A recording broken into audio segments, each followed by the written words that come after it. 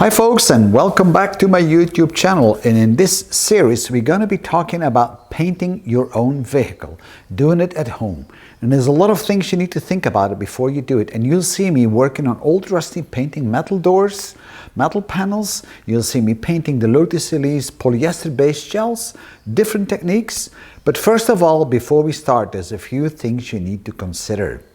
If you're thinking about painting your own car, your own body panels of your vehicles, think about it twice, because if it's just about the scratch, then you might as well skip this video, because these videos are here to cover a lot of work on cars. It's not just a single door or a single fender, but it's all about painting multiple pieces, because otherwise the investment you will have to do will be a lost investment, and you might as well be better off get it done in a professional paint shop. But if you're one of those guys like me that likes to do things themselves and you're going to rebuild multiple cars or even a complete large car, then keep watching, because we're going to touch a lot of interesting parts. Now, in part number one, I will be talking about the environment in which you're going to spray. I'm going to be talking about the spray guns and the different types. And in part number two, we're going to be talking about the paint. And in part number three, we'll look at the preparation work on a metal piece and on a polyester piece. And in part number four, we will actually paint those components inside the paint booth. All right, so without any further ado, let's start talking about the environment. The environment. Well, you can paint in the open air. You can paint in your garden. You can paint in your wife's kitchen if you want. You probably will get kicked out later, but you could. You could paint in your garage. You could build a paint booth like I've built in the back of me, and you can see that on my YouTube channel. I have about 4 videos on that one, on how that was done. And you could also then, of course, rent a professional paint booth, but that would be a bit more expensive. But then again, it's all about expectations. What do you expect from the end result? That's the key in any job we are going to do. So we all have a certain expectation. If you don't mind that you have a butterfly stuck into your paint job, then by all means paint outside. I've seen people painting in a tent, party tents, that works. But keep in mind, if you're gonna paint in any environment, you have to have a sufficient ventilation, because painting with solvent-based paint is not very healthy for you. So keep that in mind. So that brings me to the first thing. If you're going to paint your own car, and it doesn't matter in which environment you're going to do it, you're going to need a mask. And please put up your mask, because paint is very toxic. And this mask has removable cartridges, see? And they come in different types for different kinds of paint and for different jobs, so always get the right one. And they have a limited lifetime, typically around 10 to 12 hours of painting. So do that. You might as well buy a mask which is one-time use and you throw it away after one time.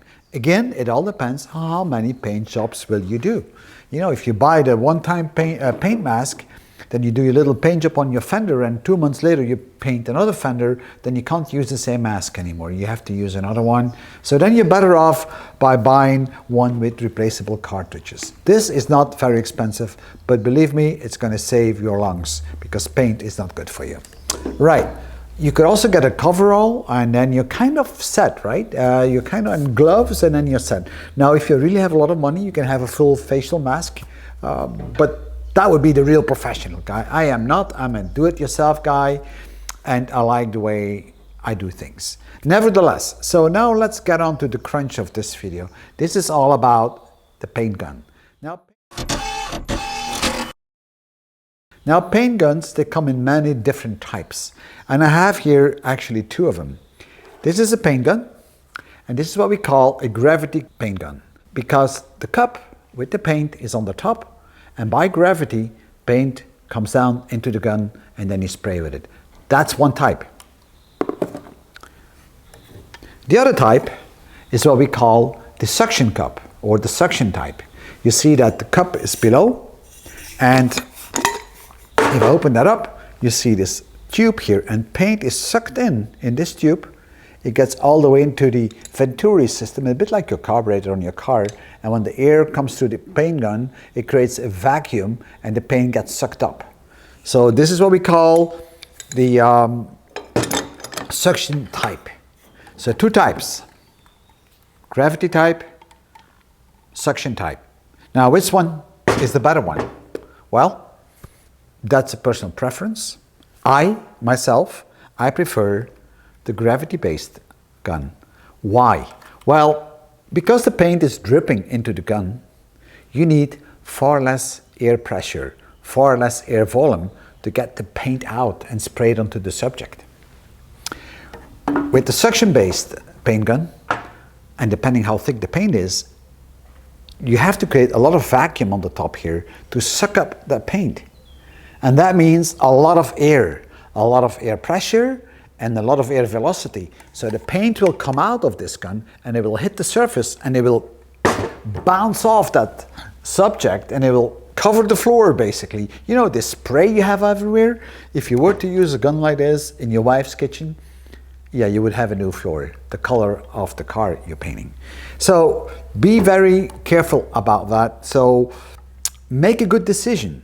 So both are good guns, don't get me wrong, but one is far more paint efficient and has far less spray around the subject, and that is the gravity-based gun. So that's the first decision you need to make. The second part is either one of them are coming in two types. You've got a normal paint gun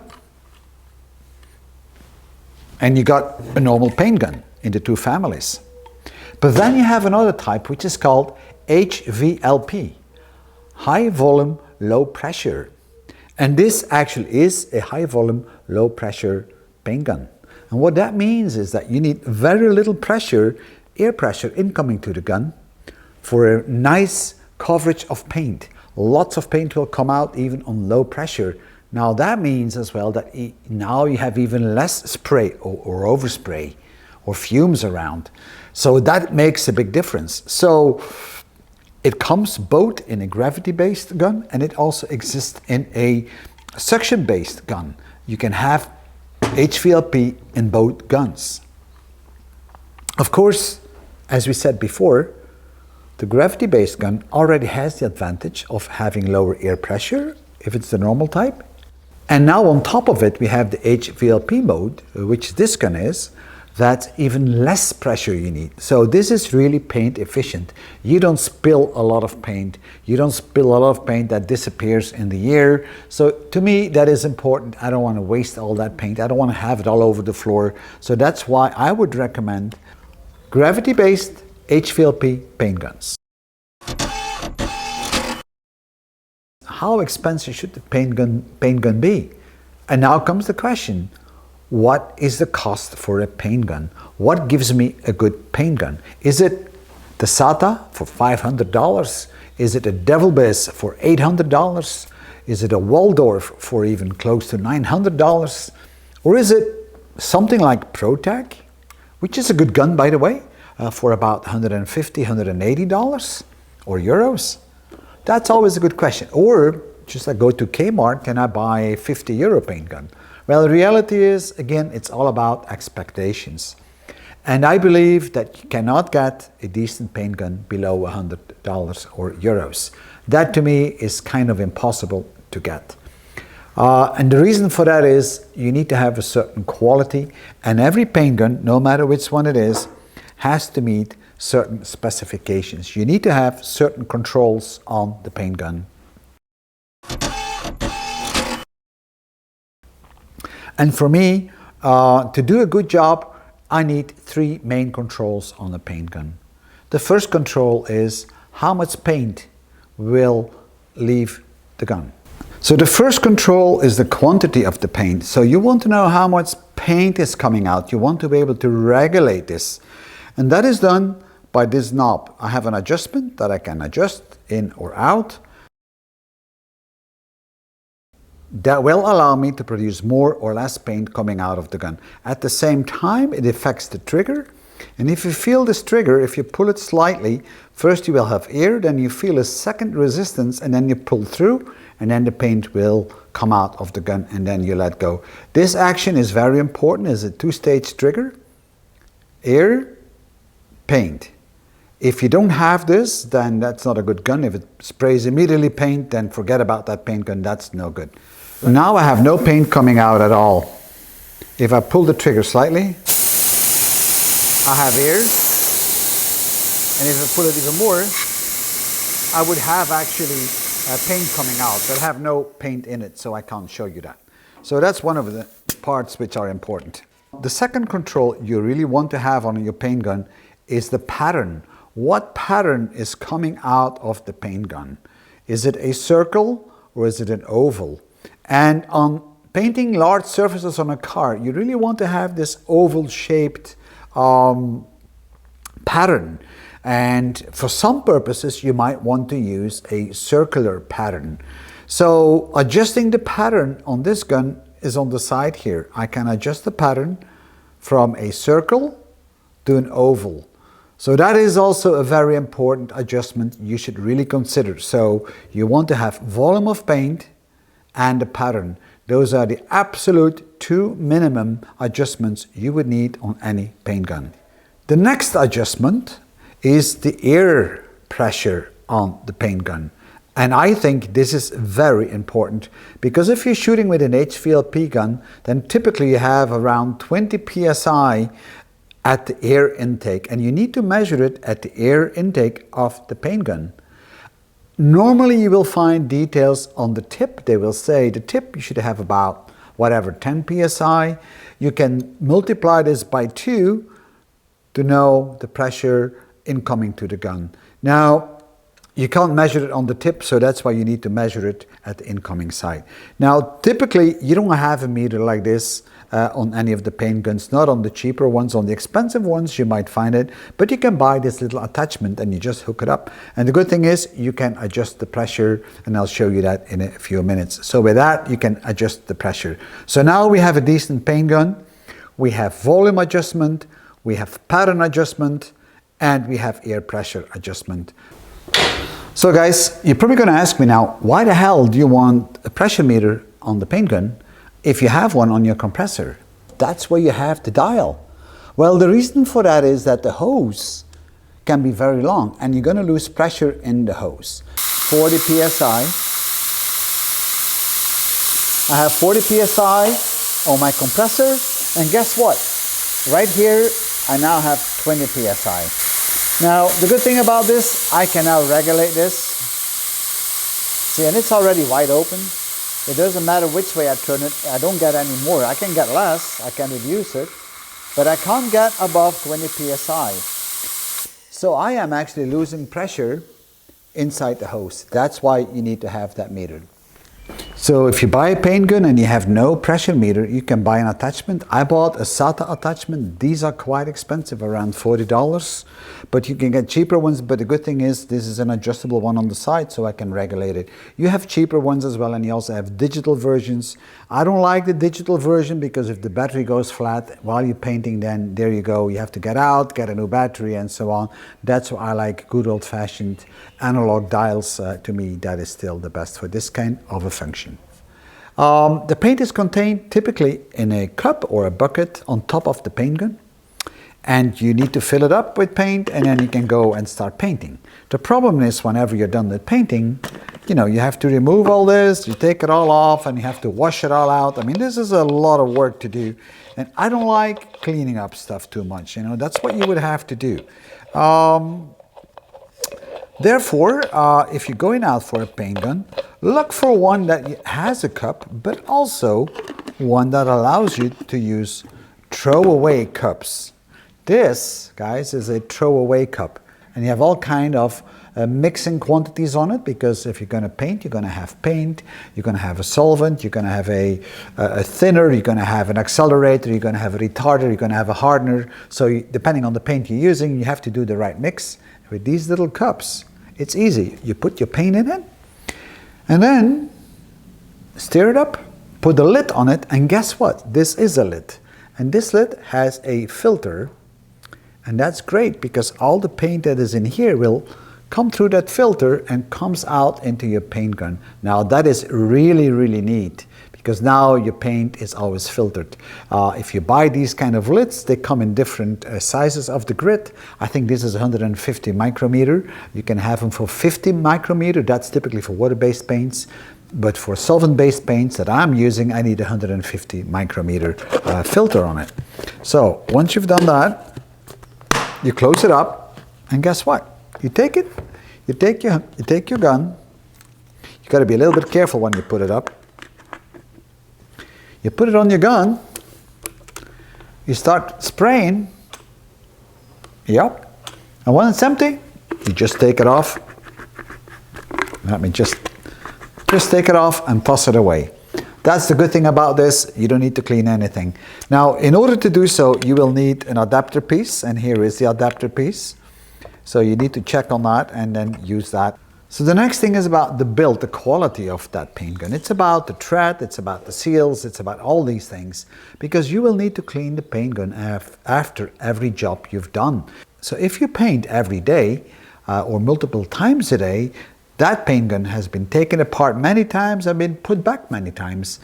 And if it's a cheap one, it will wear out the tread, it will wear out the seals, and that really is something you don't want, because then it starts leaking. So if you're an occasional painter, then I would say a $150 to $200 paint gun is going to be more than good enough for you, because you're not going to wear it out by taking it apart.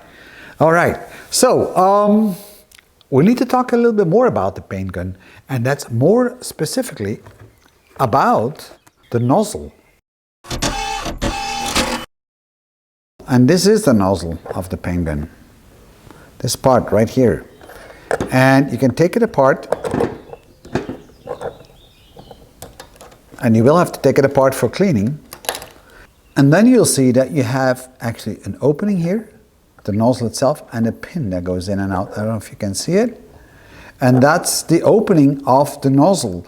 And the nozzle opening is important depending on the paint you're going to use on your job. Now, typically a opening of the nozzle of 1.3 to 1.4 will do most of it for most of the jobs you need to do. Now, this is a 1.4, and it's pretty good for primer, it's pretty good for clear paint and a base coat, so that works just fine. The good thing is that you can get these nozzles in different sizes. So if you're going out for a paint gun, have a look. Can you get replacement parts, and can you get different nozzles? Because otherwise, if you're going to need a smaller nozzle, then yes, you might need to buy another paint gun. And now you just need to buy the pin and the actual nozzle itself. So that's another element to be looked at. And here I have a set of nozzles. From a large opening to a very small one, and these are the associated pins or needles that go with it. So depending which nozzle you're going to use, then you need to use the associated nozzle mounted in the gun, and then this system is working perfectly, because it is actually the nozzle and the pin that vaporizes the paint, that moves the paint around in the air, so it makes sure that you have nice particles spread all over the paint pattern. If the question is what kind of a nozzle should you use for what paint job, then my answer to you is go for a 1.3, 1.4 nozzle. That's typically the general purpose nozzle. It will work fine for primers, it works fine for base coats and for clear. Now obviously if you're going to pay epoxy based heavy primers, then you're going to need a bigger nozzle, but then you can buy a kit for that, and if you bought the right gun, then you can replace the nozzle and the needle, and these guns typically come with the tools for that, to replace all this, and I think I might actually have it in here. So this is the tool set that comes with it. It's a key that allows you to take off all the different parts, and then you can put something else on. Now that is handy. So this was all about the paint gun. And there's one more thing we need to mention. That is what I call a water and oil separator and a bit of an air filter. Those water separators are not very expensive, but I strongly recommend that you use that. And they come with different connections. You can have reductions on it. You can have 3/4, half an inch, whatever you want to have, depending all on what kind of an air system you have. And what I haven't told you is that, of course, you need a compressor, an air compressor. So you're going to need an air compressor that can generate sufficient volumes of air. Now, these typical guns, and you can look it up online, it doesn't matter if it's this one or that one, they're going to need X amount of liters of air. And this one needs around 268 liters of air per minute coming through this paint gun. So you got to have a compressor that can deal with this, because otherwise you won't be able to paint continuously. So I think you guys in the US call it the CFM. So check out the CFM on the paint gun and the CFM of your compressor if it can keep up with it or not. So my compressor is able to produce 350 liters of air per minute, or 12.4 CFM. Now, the paint gun itself needs 268 liters per minute, so I am well within limit. If you buy another paint gun, it may be a bit more or less, but check that out and make sure that your compressor is able to deal with it. Pressure on HVLP is not that high. It's only about 2 kilograms or 20 psi or a little bit more. But it's the volume of air that is important, that the compressor must keep up with. So that's one more thing to consider if you're going to buy a paint gun. So, and I think that's about it for now. So guys, we have come almost to the end of this video, and if you're going out to buy a paint gun, maybe I was able to help you a bit. This kind of a paint gun runs you around $150 to $200. It's great. It has a volume control of paint. You can control the amount of volume of paint that comes out. You have a pattern control on the side, and you even have an airflow control. On top of it, you can have different needle sets and different nozzles for it, and you can actually rotate the nozzle like so or like that, so the pattern can be vertical or horizontal. So that's quite handy. You can also fit the disposable cups on top of it, which is also very handy. I'm not saying you cannot do it with another one, but it works perfectly with that one. With an adaptation piece. What else is to be said about it? The quality is quite good, so you can take it apart and clean it and then put it back together. It comes with a little tool set, a little bit of cleaning kit. So that is quite good. I think this is a perfect HVLP spray gun, gravity-based. To me, these are the best ones, and don't forget to buy your pressure adjustment meter, because that's kind of important to do a proper job. Where you want to paint, that's up to you. You want to do it in your garage or your wife's kitchen, that's all up to you. The result will be different at the end. You will have more or less dust in it. And then finally, make sure you have the right protection on, and then you should be good to go. In the next video, we're going to be talking a little bit about paint systems. And then we'll actually carry on later with next videos on actually doing the work, the preparation work, and finally we'll paint some metal parts and some polyester parts. So I thank you for watching, and I hope you enjoyed this video. I tried my best to explain you in a nutshell what paint guns are and what are the best options to buy. Hopefully it was of help to you.